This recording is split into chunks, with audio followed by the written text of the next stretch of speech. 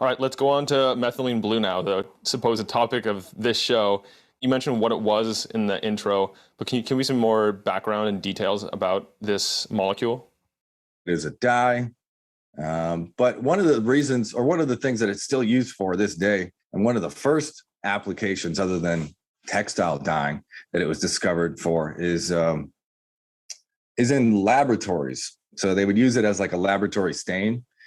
And basically you put it on like a petri dish with some cells, and it kind of outlines the cell membrane and the organelles inside the cell. And that's used for like cellular microscopy. So when you're looking through a microscope, you can see and identify what you're looking at.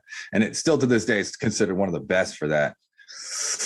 There's some copper in there, which I suspect has a lot to do with its benefit, because copper is a precursor to the cytochrome C oxidase enzyme, which is like complex 4 of the mitochondrial respiratory chain.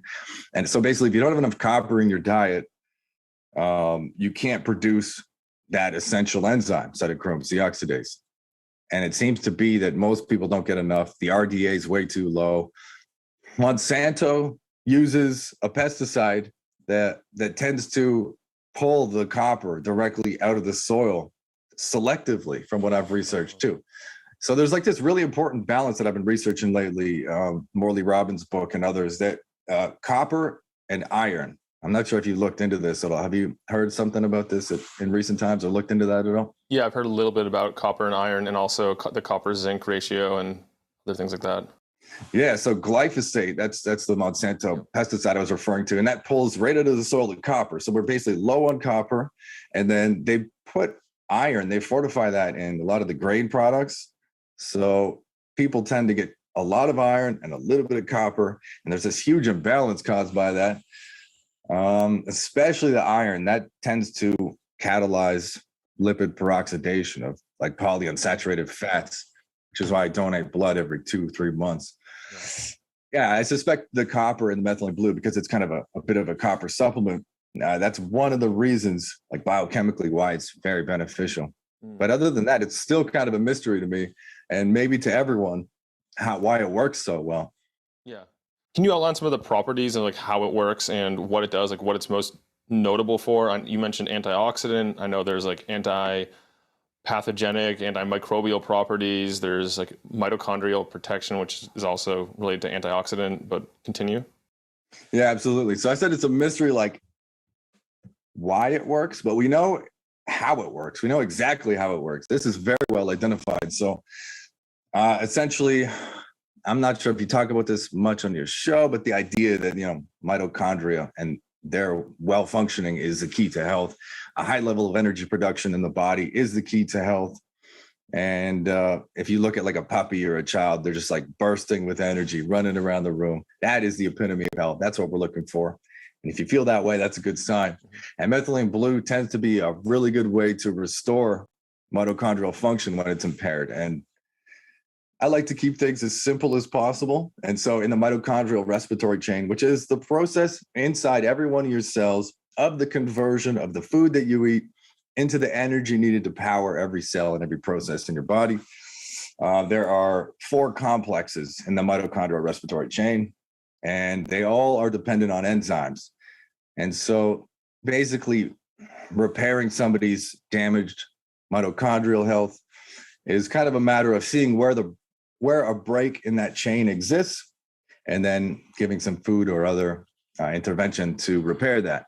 But it turns out with methylene blue, it doesn't matter, because every single complex is 1, 2, 3, and 4. Methylene blue can function as the missing enzyme. So this is why it's so incredible, because it helps your body restore metabolic function, improve ATP and CO2 production. And then it's like this vicious circle, for lack of a better term, because it's a really good thing, of improvement in your metabolic function that tends to last too. It's like we can lose our health very quickly. The metabolic function can kind of go down very quickly, and it produces things that keep it down further. But if you fix it, it can very quickly improve and kind of be self-sustaining. So it's very exciting. We can heal quickly, and methylene blue seems to be one of the best possible ways to do that. So if I understand this correctly, one of the core tenets of mitochondrial or metabolic medicine is that all the diseases originate when the body lacks sufficient power, and that occurs because of problems with the mitochondria. And what's so special about methylene blue is that no matter where along that process, the energy generation process, there's an issue, it's able to insert itself and restore proper functionality. Yeah, very well said. Okay. So what are some of the other things, the benefits people see when they start using it, if they start using it? Well, I've had a lot of people reach out. I'm kind of collecting testimonials now, and eventually I might insert them into a new chapter in the book. I did that in the red light therapy book. Just kind of collected a bunch and added them in. I don't know. Maybe I'll read one for you now. Miriam said, I've tried methylene blue for 2 days now. I can tell you it works a gazillion times better than Adderall. I've taken medicine for ADD for almost 20 years. 3 drops and steady, calm energy, concentration, and calmness throughout my entire day. 3 drops, she wrote again in caps to emphasize. And that's a very low dose. Yeah, exactly. And that's one of the most amazing things about it. Like 3 milligrams is unbelievably low, or 3 drops is actually 1.5 milligrams. So that not only makes it cheaper to take, it's already inexpensive, and that makes it even less.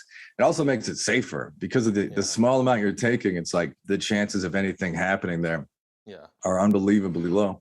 That's actually the same reason I came across it when I was doing my research. I love to study and where safe, test the most researched nootropics and things that seem to have high upside potential and minimal risk.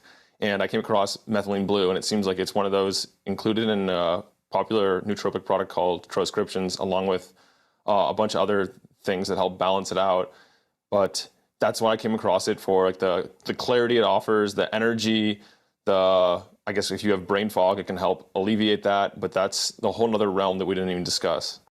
Interesting. Yeah. So it seems like the FDA doesn't want us to have methylene blue. Yeah. So it's great and it's probably helping people. And then the other thing that I came across in your book, which I was completely unaware of, is that it has a role in the NAD production cycle, because we hear about nicotinamide riboside, NR, and nicotinamide mononucleotide, NMN, and all these other NAD boosting supplements. And I had no idea that methylene blue has a role in the NAD production as well. I tried to dig a little deeper in that. I'm always trying to add a little bit more every single book. So NAD it's used in like the Krebs cycle, which is like, I guess I call it like phase 2 of 3 phases involved in energy production in cells. And it tends to be a pretty accurate biomarker of metabolic health. So sometimes it's measured to diagnose disease. And I think that's a really rational scientific way of diagnosing disease, because as life goes on, as the metabolism slows, in direct proportion to that, the NAD to the NADH ratio seems to decrease. And methylene blue, being something that increases mitochondrial biogenesis, like multiplies the number of mitochondria in your cells, which like exercise does too. It also increases the NAD to the NADH ratio as well. So very, very effective in many different ways. And it's fun to outline all the ways that it can help. Does it have role as an ergogenic, like athletic performance enhancing aid? Like, would it help if I took it pre-workout? Well, for its ability to improve glucose use by cells, yeah, I definitely think so. I think I looked it up though. I looked up research on that to see if methylene blue could help, and at least at the time, I couldn't find any. Maybe some does exist, but yeah, just based on what it does for the body, keeps the energy production high, and importantly, the CO2 production high. Which I guess one of the issues with exercise, especially prolonged exercise, is lactic acid production.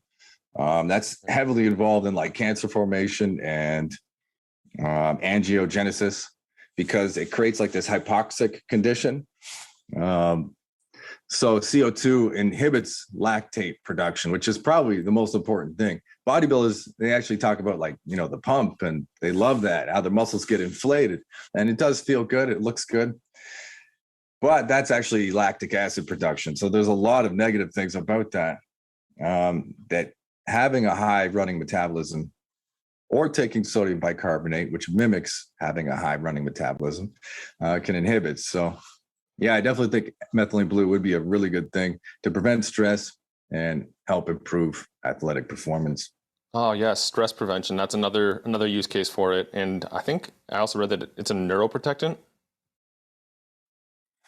Yeah, one interesting thing that I think it was Robert Ehrlich determined is that methylene blue tends to accumulate in the brain, which is an amazing thing because our brains use a lot of energy. And so if the metabolism's off, there are going to be some significant issues. They need a lot of energy to function properly, basically. So the fact that methylene blue, something that promotes a high level of energy production, goes right to where it's needed most, that's a really good thing. And that's why it's been shown in recent years, like the research is really taking off for methylene blue as like a nootropic, for reducing depression, but also for things like dementia. So Parkinson's and Alzheimer's, I go over those in the book.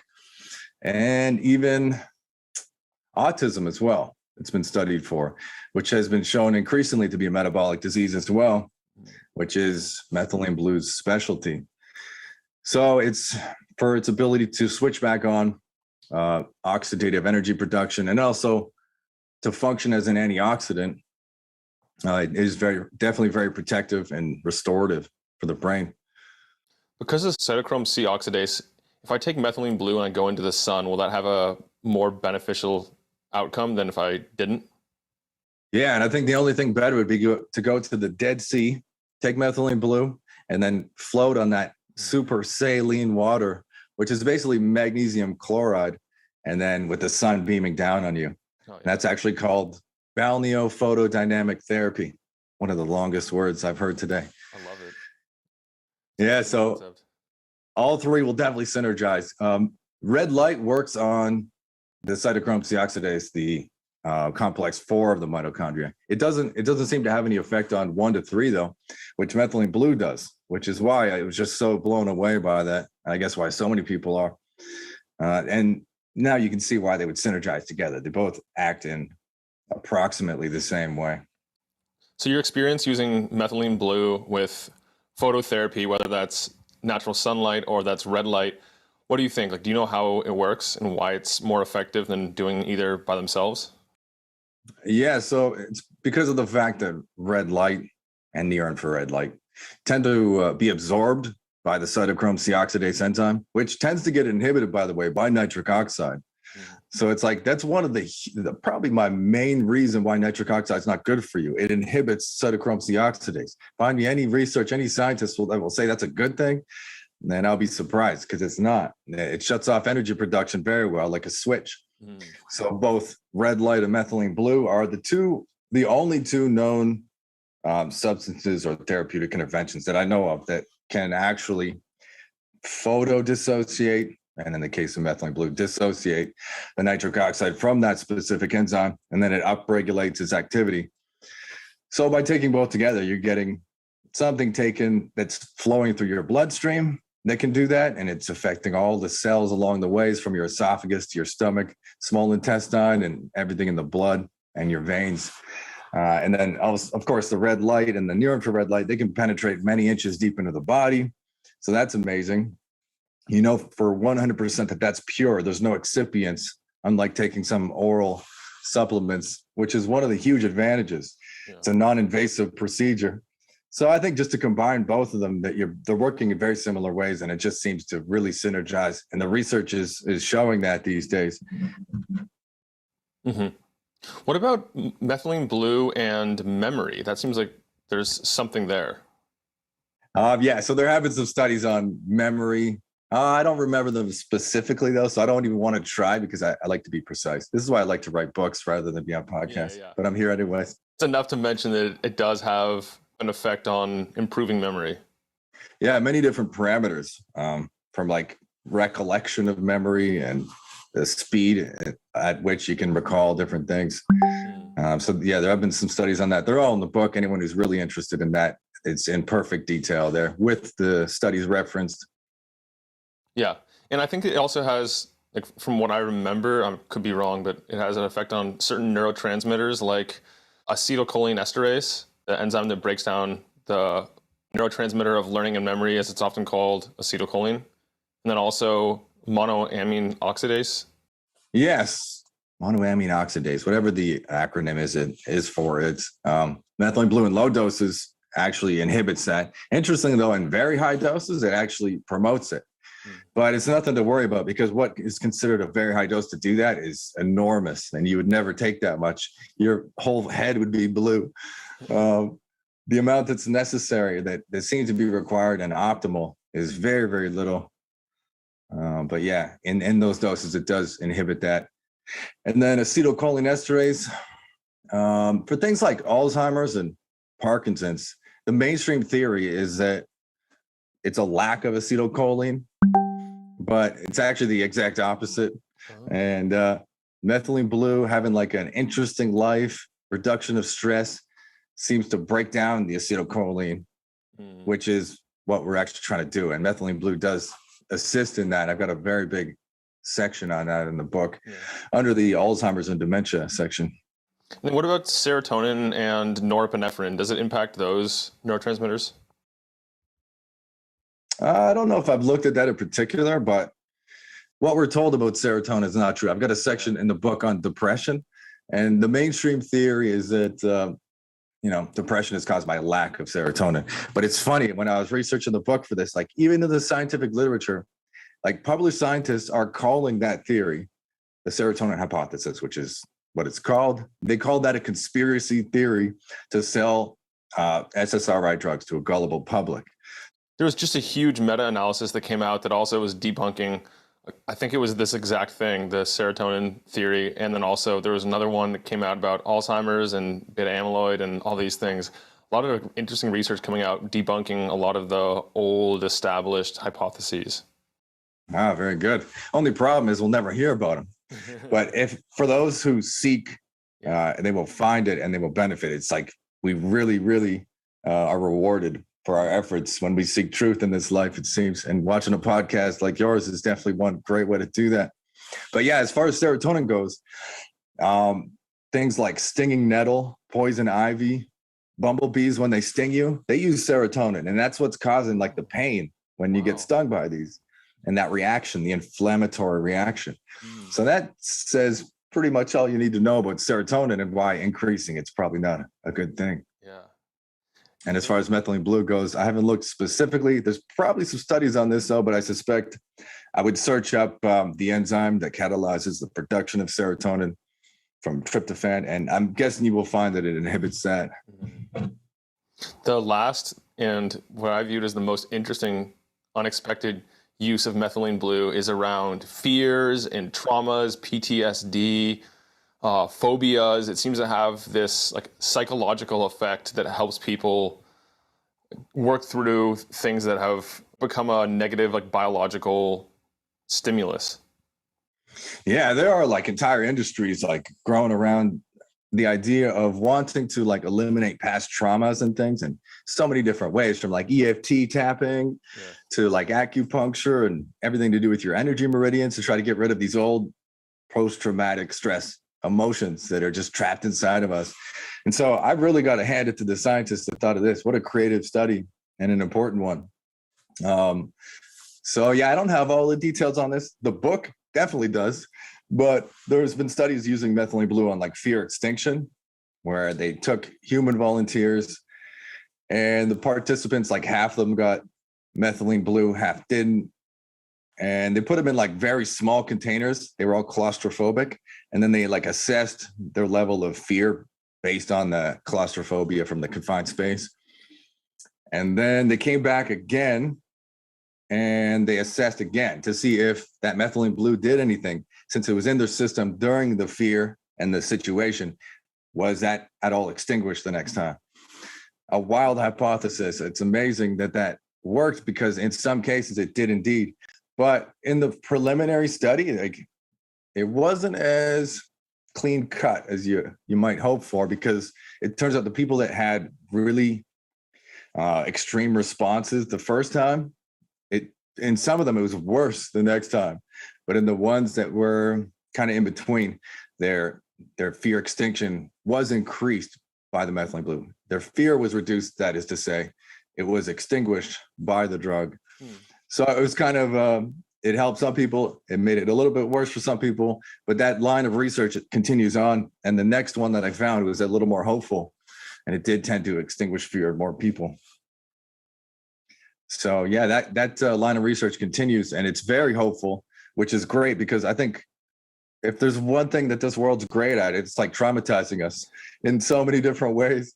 So that's something we need, some kind of emotional regulation. And I also recommend shining a red light, putting it directly against your forehead, getting the brain cells, especially the hippocampal area, or just laying out in the sun more. Most people don't do that enough. Yeah. So one of my audience asked if you can just use a full body panel and just put it closer, like focusing on your head, or you need a special targeted one to concentrate and apply it directly to your forehead like that. I've seen ones that you can like wrap around your head or your waist for weight loss, which is really convenient. But when I've looked at them, it took a long time to find out the wattage on these things. It's like they don't advertise it, and it's because it's such a low wattage. Yeah. So a full body panel can be like 1,000 watts, 600 watts to 1,000. And these small ones sometimes are like 8. They can be as low as 8 milliwatts, like the helmet devices as well, which is like 8/1000ths of a single watt. Yeah. So compare that to even like a 20-watt device, and you're getting like so much more. It's unbelievable. Oh, good. So yeah, the ones that wrap around your head are pretty good, but yeah, any kind of panel you have, especially if it's higher wattage, is going to do very well. The most important thing is you put it directly against the body part you want to treat, because that wastes less photons and it also penetrates more deeply. Gotcha. Let's go on to how you outlined, theoretically, not for humans, of course, but for research, how you would use methylene blue. This is just incredible as well. A number of studies have shown that as low as like a 10 milligram dose might be the ideal for all conditions, regardless of body size or anything like that, which is a very small dose. We're talking 20 drops of a 1% methylene blue solution in water.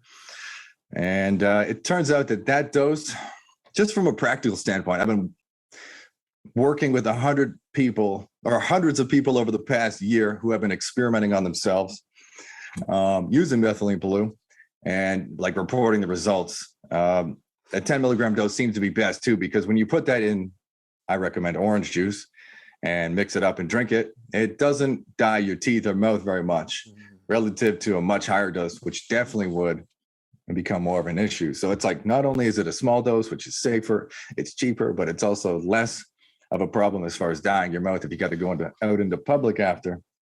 So for a number of conditions, yeah, they're thinking that 10 milligrams might be the ideal. So I always recommend that that's what people start off with. And interestingly, I must mention, this is also from working with hundreds of people. I might be one of the few people in the world who know this because of that fact. It's that some people do experience symptoms at the beginning and they write in and wonder why. Sometimes it's a headache. Sometimes they feel drunk. And maybe a few other very minor symptoms, but not pleasant. And it's like, why is this happening if this is such a good medicine, right? Well, what I think is happening is this is your body dumping the nitric oxide from your tissues into your bloodstream. So there's kind of like a temporary poisoning happening there. But ultimately, it's a really good thing, because once that nitric oxide's gone, then your metabolism is going to be higher.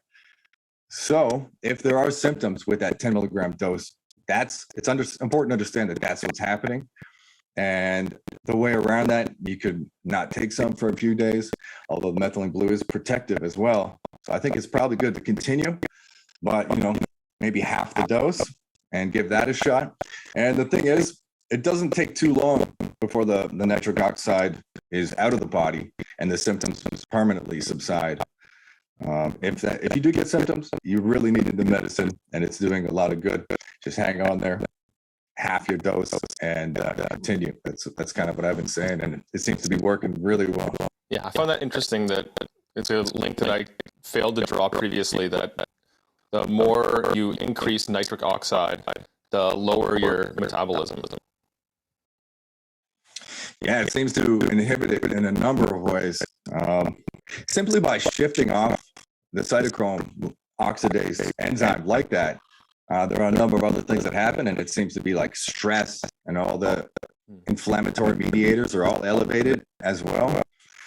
So it's overall, it's really not a good thing. So getting that down and out of the system, it's a very, very good thing. And it says a lot about nitric oxide as well. Is it an anti-inflammatory? Yeah, I think I found some studies that showed that, and that are referenced in the book as well. What about when you use it? I know that the first time I got it, I didn't realize how powerful this stuff is in terms of what it looks like and the staining ability. So I spilled a couple drops. I just thought nothing of it. I wiped it up and I turned the whole counter blue. And since then, I've been looking for other ways. And I was wondering if sublingual under the tongue is better absorbed, more effective, or if you can put it in like a capsule or something to prevent the mouth staining. And you mentioned putting it in orange juice is one option to reduce that. Maybe like, have you heard of people using it in suppositories or something like that to target a different section of the body? Yeah, there's been a lot of people who don't like the staining effect, so they've been trying to figure out different ways. So I've heard a bunch of them over the past year or so. And yeah, so personally, the way I take it now is in a capsule. So I bought some gelatin capsules, 100% gelatin. I'm not getting any weird things in there, just some protein. But I did notice I wanted to like do that for the whole day. So I filled some caps. I think you can get like 8 milligrams, like 16 drops in there or so, which is decent. I wanted to get a bit more, but if you fill it up, the capsule will start dissolving in a number of minutes. So just take note of that, or you have a blue countertop like me. I definitely have some stains on mine too from that. What else? Some people say like drinking out of a straw works because it kind of bypasses the teeth. I haven't tried that myself too much, but that's one way. Sublingual, I've never tried myself. I've never heard anyone do that. The only downside with that would be the fact that you can only do a couple of drops, or it's just going to stain your whole mouth, I think. But I've heard like gum tissue. I know this progesterone, like Repeats, Project E that I sometimes take when I can't sleep. Rub it on the gums is what he recommends. And I think there is like a direct link to the bloodstream there. So sublingually might be a similar situation. The gum tissues. So that's probably a good thing. The sublingual, despite its limitation on how much you can take. And then as a suppository, I've never seen a product like that. I guess you could put it in a capsule, and that would probably work. And I think there'd be some benefits to that. I don't know how deep the medicine would go. Colon seems to be the site of endotoxin production for the most part.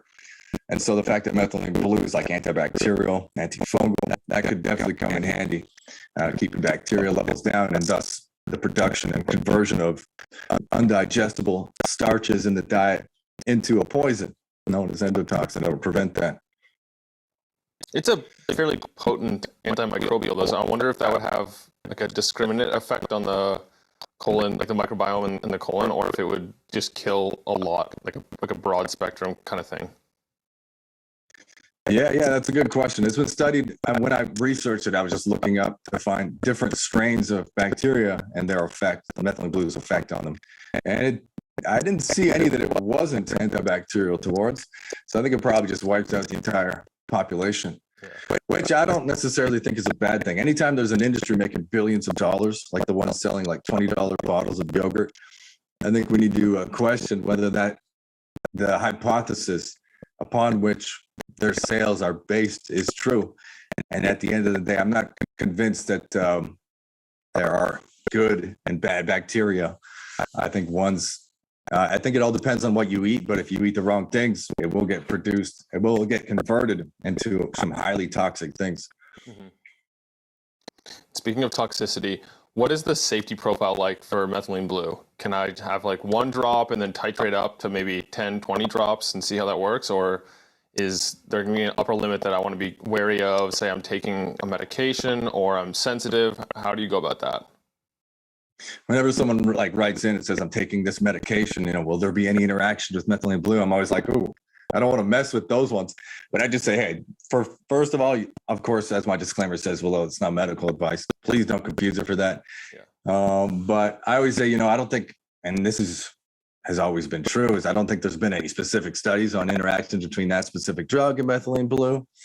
But then I'm always like, if I was in your situation, I would do this. And usually if it's like an SSRI or something, they're kind of working in opposite ways. So I said I probably wouldn't take methylene blue at the same time. What else? Yeah, I'm kind of careful with these things, but I think it's important to not take two things that are doing exact opposite things in the body physiologically. So I agree. But I guess the more of the point here is, what's the safety profile like for it? Say you're not taking medication, like you're just an average person who's not taking medication and they just want to start small and work up. Like, are they going to be safe, or is this like a risky research chemical in that way? Yeah, fair enough. So I have a chapter on safety and dose, specifically the part on safety. I wanted to find out, what's a safe amount to take. And so what I looked for was like clinical trials on humans, and what did they use and what were the side effects, if any. And what appears to be safe is as much as 2.0 milligrams per kilogram of body weight. So anywhere between 0.5 to 2.0 milligrams per kilogram, that's kind of like your upper limit there. That being said, I had a woman reach out recently who thought her son overdosed. He couldn't sleep one night. He grabbed a bottle of methylene blue and it was almost full, and he drank the whole thing. And she was really worried. She was like, oh no, is he going to be okay? Should I go to the hospital? And very interesting outcome what happened here. So 1 ounce of methylene blue, that has 28 milliliters, I believe, per ounce.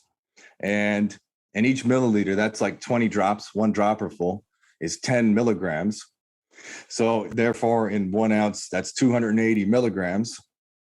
And let's say someone's 100 kilograms, 2 milligrams per kilogram, which is the upper limit of the safe dose, would be 200 milligram dose at a time. And this is actually what they administer via IV routinely at hospitals when someone's poisoned with like a mushroom or bitten by a snake. Also sodium bicarbonate and activated charcoal, by the way, 2 very inexpensive and natural things. Yeah. And methylene blue is also used for that, but they use it for intravenously at, I think, 2 milligrams per kilogram. So it's like they understand that somebody has looked at the research and determined that as well.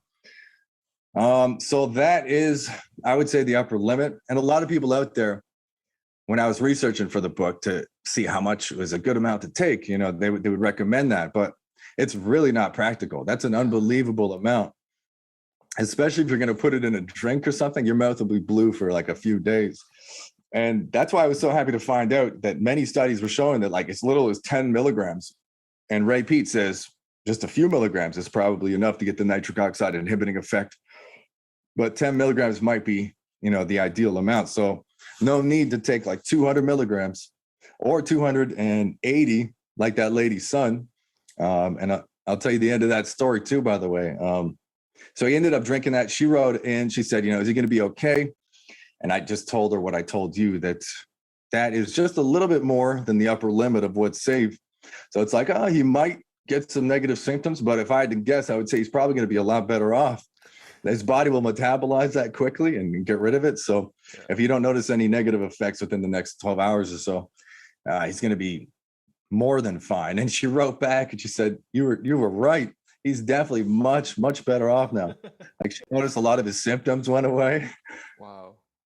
That's a great way to start with it, actually. If you can handle downing that much, just a massive dose, you're just a huge boost to help your body take care of the things it's been struggling to for so many years. Yeah. Well, that's one of the things when I was researching it originally, I was looking at the doses used in a lot of the research, and I came across, like you were saying, 2 milligrams per kilogram, and that would put me at about 200 milligrams. And I look at a bottle, I'm like, well, I don't want to use an entire bottle every time I want to get a dose of methylene blue. That seems ridiculous.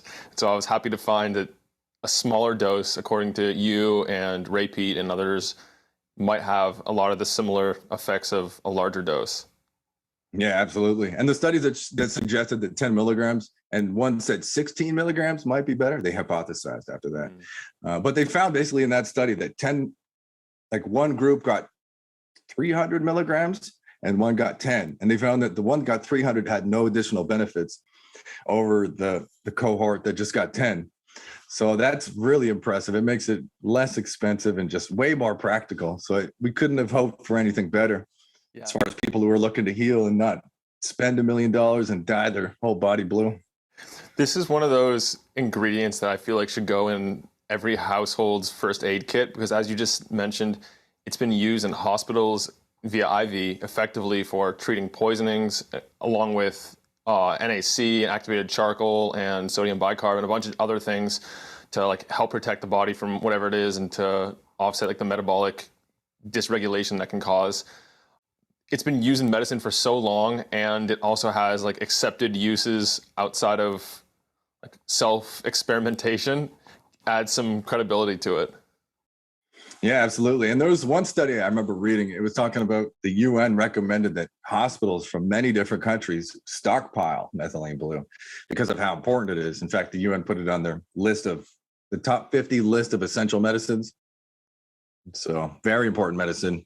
And it's useful to stockpile. Actually, speaking of that, some people might be wondering like, I want to buy a whole bunch then, but what about the expiry? Is this ever going to go bad? And I spoke to an unnamed lead chemist, so he doesn't take responsibility for it. But he said, between me and you, he said, like, methylene blue is very stable. As long as it stays out of the light, it will last pretty much indefinitely, despite the, I think, 5-year expiry date on the bottle. They have to kind of do that. But yeah, as far as it will pretty much last forever is what he's saying, which is amazing. Have you heard of people stacking it with other ingredients for the brain cognition improving effects, like say caffeine or nicotine or other things like that? No, but I've heard and I've read a little bit of research on nicotine, which is kind of surprising to a lot of people. But I think there's a reason why people reach for cigarettes, and they feel better when they take them. And I think they feel better not because they're inhaling, radioactive fertilizer residue. It's because something's boosting their metabolism at the same time. And I think it's, the nicotine. But as far as like stacking it with nicotine and caffeine, I think it'd be a good idea, but I haven't heard of anyone in particular doing that. I got my daily stack, well, mostly daily stack. I take like desiccated thyroid, a little bit of methylene blue. Right now I'm kind of trying something. This is like the experimental, and that would be like green tea extract to chelate some iron.